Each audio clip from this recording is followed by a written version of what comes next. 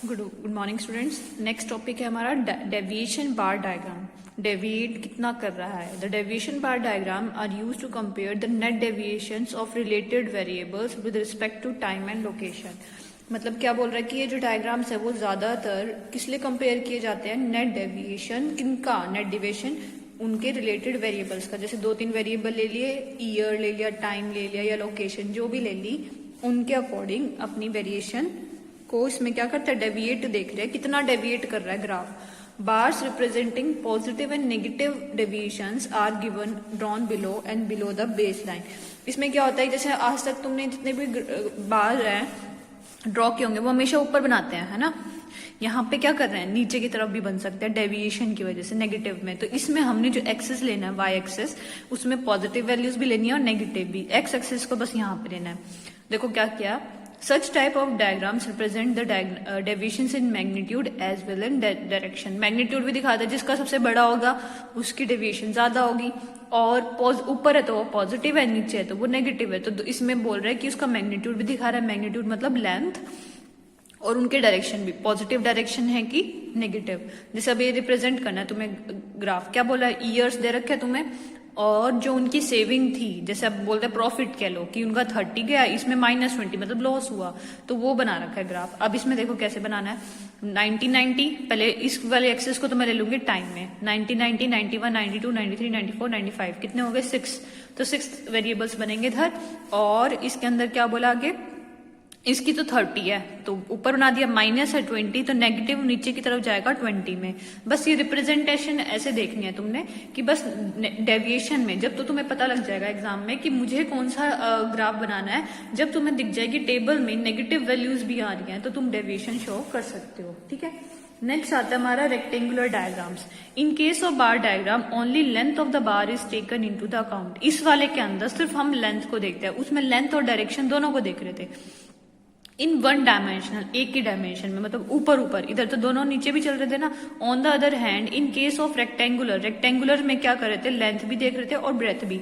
उससे पहले वाले टॉपिक में आया था, एक में तो इतना बना रखा था और एक में चौड़ाई ज्यादा ले रखी थी। क्यों, क्योंकि उसका प्रॉफिट, उसका कॉस्ट जैसे बताते तुम्हें, देखो इधर इनका जो इनकम था 500 था और इसका 800, तो 500 में कम लिया, 800 में थोड़ा ज्यादा लिया, इसलिए यहाँ पे लेंथ भी देख रहे थे और ब्रेथ भी। जबकि उससे नेक्स्ट वाले इसमें सिर्फ हम क्या देखेंगे, लेंथ को, तो इसलिए इनको बोल दिया रेक्टेंगुलर डायग्राम्स। इनके केस में, इन दिस केस हम कंपैरिजन सिर्फ वन डायमेंशनल में करेंगे, only length will be compared, not the length और breadth. Here the comparison is 2 dimensional. These diagrams may be constructed in either of the 2 ways। देखो कैसे, एक होता है सब डिवाइडेड रेक्टेंगुलर डायग्राम। सब डिवाइडेड रेक्टेंगुलर डायग्राम में क्या किया, इनकी इनकम कितनी है 1000, इसकी कितनी है, फैमिली फर्म बी की 600, टोटल इनकम, ये तो प्रॉफिट, ये तो एक्सपेंसेस दे रखे हैं सारे, कि प्राइस पर यूनिट 8 है, क्वांटिटी सोल्ड कितनी हो गई, रॉ मटेरियल कितना लगा, अदर एक्सपेंसेस के कितने लगे, प्रॉफिट कितना हुआ, तो ये सारी कॉस्ट दे रखे है तुम्हें, ठीक है। अब हमें क्या बनाना है, first of all we shall calculate and cost and profit per unit given in the following table. अब क्या लिखा इसने, रॉ मटेरियल के अंदर जो आया हुआ था यहाँ पे 4000 आया हुआ था। देखो इन सब में ना थाउजेंड्स में बात की गई है, ठीक है। तो इन्होंने क्या किया, ग्राफ को थोड़ा आसान बनाने के लिए इसने क्या किया, ये एक चीज देखो, ये तो प्राइस है, ये क्या है, क्वांटिटी सोल्ड थाउजेंड्स में है, तो इसने क्या किया, 1000 को हटा के 4000 में बना लिया। इसमें कितनी यूनिट सोल्ड की है 1000, और रॉ मटेरियल कितना है 4000, प्रॉफिट कितना है 1000। तो एक चीज नोटिस करो, क्वांटिटी सोल्ड कितनी की है 1000 और प्रॉफिट भी कितना हुआ 1000, तो तुम्हारा पर यूनिट कितना होगा, ये प्राइस पर यूनिट गिवन है 8, तो तुम्हें इसको चेंज करने की जरूरत नहीं है। यहाँ पे हम क्वांटिटी जितनी भी ली है एक लेंगे, क्वांटिटी सोल्ड, मतलब अब जो ये ग्राफ बना रहे हैं इसमें लिखा भी हुआ है, first of all we shall calculate cost and profit per unit. Per unit का मतलब हम सब एक यूनिट का सब कुछ निकाल लेंगे, ठीक है। क्वांटिटी सोल्ड कितनी हुई थी 1000 और ये 600, इसको बाद में बनाएंगे, पहले हर क्वांटिटी का अकॉर्डिंग देखो। 1000 इसमें 1000 क्वांटिटीज के लिए मुझे रॉ मटेरियल कितना चाहिए होता है 4000, तो एक क्वांटिटी के लिए 4 चाहिए होगा, दोबारा देखो, जितनी क्वांटिटीज है 1000 है, तो कितनी रॉ मटेरियल लग रहा है 4000, तो मुझे कितना, एक क्वांटिटी के लिए 4 चाहिए, 4 से मल्टीप्लाई कर देंगे तो हो जाएगा ना 4000। तो इसमें यही बोला है क्वांटिटी रॉ मटेरियल कितना हो गया 4। ऐसे ही दूसरी वाली का कि इस वाले में क्वांटिटी सोल्ड की गई है 600 और रॉ मटेरियल कितना यूज हो रहा है 3000, तो एक यूनिट के अकॉर्डिंग 5 यूज हो रहा है हमारा। 5 को 6 से मल्टीप्लाई कर दोगे तो 3000 आ जाएगा। इसका मतलब एक यूनिट के लिए 5 रॉ मटेरियल यूज हो रहा है, तो इसने लिख दिया 4 और 5। ऐसे ही एक्सपेंसेस को देखो, एक्सपेंसेस क्या लिखे हुए हैं, अदर एक्सपेंसेस में 1000 यूनिट्स के लिए 3000 का खर्चा आ रहा है, तो इसका मतलब 3 रुपीज आ रहा है एक के ऊपर। ऐसे ही दूसरे वाले में इसमें 600 है, 600 पे कितना आ रहा है 2400, तो यहाँ पे कितना आ रहा है 3, तो इसमें अदर एक्सपेंसेस में 3 और 4 लिखा। प्रॉफिट 1000 ही था, 1000 क्वांटिटीज के ऊपर 1000 है और 600 क्वांटिटीज पे 600 है, तो मतलब एक एक रुपया दोनों पे हर क्वांटिटी पे बचा हुआ है। ऐसे ही सेलिंग प्राइस का भी देख लोगे, तो ये तुम्हारी इसमें क्या किया, इसने सभी को पर यूनिट में चेंज कर लिया, पर यूनिट में चेंज करने के बाद और यहाँ पे लिख दिया टोटल क्वांटिटी सोल्ड।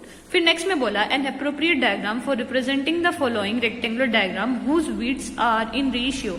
अब विड्थ की भी बात कर रहे हैं, विड्थ देखो कैसे देखने, तुमने जो भी रेशियो विड्थ का कौन देखना है, क्वांटिटी सोल्ड में कितनी क्वांटिटी सोल्ड है, यहाँ पे 1000, यहाँ पे 600, तुम्हें पता है इसकी विड्थ कम होगी और इसकी ज्यादा होगी, तुम्हें कितने का रेशियो लिखना है, इसने लिखा रेशियो निकाला 10:6 रखना है तुमने, ठीक है। अब तुम्हारी मर्जी है, तुमने ये जो ब्रेथ लेनी है, जैसे मैंने कहा कि 2 का मार्क कर रही हो, तुम्हारे अकॉर्डिंग है, तुमने कितना लेना है।